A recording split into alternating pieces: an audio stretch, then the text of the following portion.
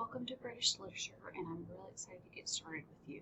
Today we're going to go over a relatively brief introduction to the Middle Ages. It may not feel brief, but I'm going to try to compact a lot of information into the next few slides very quickly. So just to give you some context on the Middle Ages, the name the Middle Ages is a time period when we see England becoming the England we know today. So the island was known differently at the time. There's a lot of different nomadic and indigenous cultures going on for that, like indigenous to that island. But when we think of England, the Middle Ages is when it really starts to form into the country we know it as today. It is about a 1,100 year period. There's very distinct differences in there. The textbook is going to cover about 800 of those years. And so we are going to have a very broad strokes of what it was like during that time.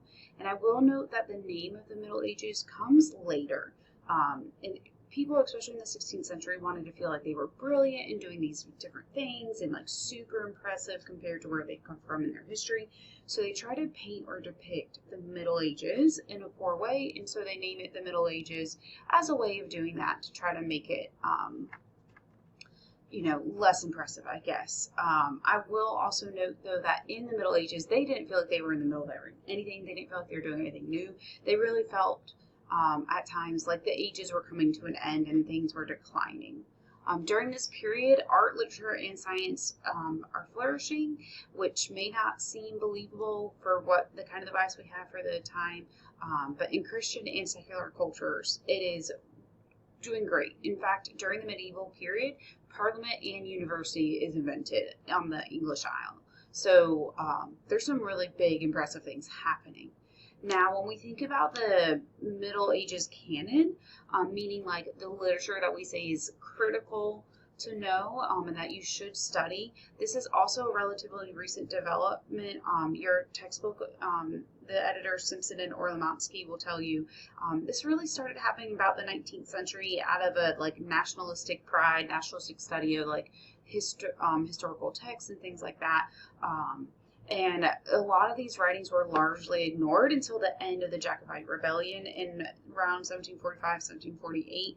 Then we start going back and we're like, well, let's see what's going on in the Middle Ages. What should we start reading? So big things happen, but because we want to feel more important in later periods, we ignore it, and eventually it starts being brought back, which is kind of sad because that may mean we've lost a lot of things because they may have been deemed as unimportant. There are three main periods. The early Middle Ages, which is about the 8th through 11th centuries. You get the Anglo-Norman period, which are the 12th and 13th centuries, and then we'll end in the 14th and 15th centuries. The first two periods are kind of organized that way because of different military occupations and events, whereas the last one is more impacted by the Hundred Years' War between France and England, which will make sense once we talk about the Anglo-Norman period. I will note that throughout all of this, the Christian doctrines, especially the Roman Catholic doctrines, are very important. And that book production is being done by hand. And so we are going to get a lot of manuscripts from this period, and that a lot of it's going to be happening in the monasteries, which should tell you that a lot of what we're reading then is going to be a religious background, just as a heads up. So, in the early Middle Ages, we see literary production, like I just mentioned, mainly taking place in the monasteries or royal courts. But the early Middle Ages has a lot of dynamic pieces, and it's very fragmented. So how do we get to Britain or England? Well, on the times there's a lot of nomadic tribes. The Celts are there, Celtic-speaking inhabitants called the Britons. The Roman Empire comes in and conquers, and they name the island Britannia. So Britain, Britannia. And the Romans are there until around 410 AD. However, then they leave because Rome is under threat. And so when they leave, it leaves a little bit of peacefulness. The nomadic tribes are kind of doing their things. Unfortunately, there is now a power vacuum. So in 449 AD, potentially earlier, that's just when we know for sure they made contact, the Angles, the Jutes, and the Saxons have begun begun to invade. So when you hear Anglo-Saxon, that is referring to Anglo-Saxons and Jutes. There is a little bit of push to not just call it Anglo-Saxon, so I'm trying to change that language. So the Picts from Scotland, so in Scotland they're called the Picts, in Ireland they're called the Scots, are starting to attack the Britons, and so they reached out to the Saxons and said, hey, can you help us? That's where we get that 449 date. Well, the Saxons take advantage of this, and others follow them, and the Angles, the Jutes, and the Frisians, and they follow suit, and they decide they're going to take over the island themselves. This sends the Britons out into Wales, but a lot of the nomadic native families stay and just start mixing in with the conquerors, and so we start leaving the Celt-based language, the Celtic language, and move into more of a Germanic-based language. That will come, more information about that to come later. However, in 1577, there is a potential battle called the Battle of Deerham, in which they are able to push out the invaders for a while, and they set up their own mini kingdoms across the island. So you have a map in your textbook and just shows how there's different groups. In 597, St. Augustine of Canterbury returned. So Christianity was strong during Roman rule, disappears for a little bit. 597, St. Augustine of Canterbury comes in, and with missionaries, and that is the return of Christianity as the main religion, and it stays that way for many centuries, like up until the modern period. So King Ethelbert becomes the first English Christian king, which is important because that's going to really push the religion, but also make some different literary and literacy, so learning, changes. However, the Vikings start attacking again. They're going after churches and monasteries, especially in the north. So Alfred the Great unites all of the kingdoms in that island, and they are able to push out the Vikings, or at least contain them mainly to the north. The Vikings do eventually convert to Christianity, and they start living in harmony. In 927, Aethelstan becomes the first king of united England. So Alfred the Great unites them to fight together. It's 927 where it becomes one big kingdom of England, instead of just multiple kingdoms working together. However, a later king, Alfred, orders all Vikings to be killed. Even though they have been living with them peacefully, they have been intermingling with the English, and so they are like one people. Goes on a killing tangent, a genocide against the Vikings who remain, and so in 1002, the Vikings say, we're not going to put up with this, we're going to come defend our people, and they invade, which puts into a whole nother upheaval period, which makes it easier for the Normans to come in. In this period, as I mentioned earlier, there's a lot of literature and literacy development.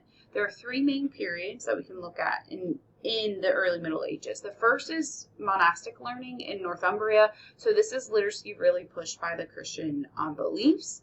And so while in the Mediterranean and the continental Europe, there's a lot of instability, in England, scholarship is flourishing because of this. We get a really important writer, the Venerable Bede.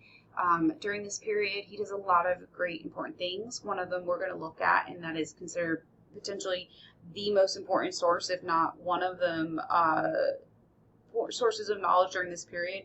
He writes in 731 the Ecclesiastical History of the English People.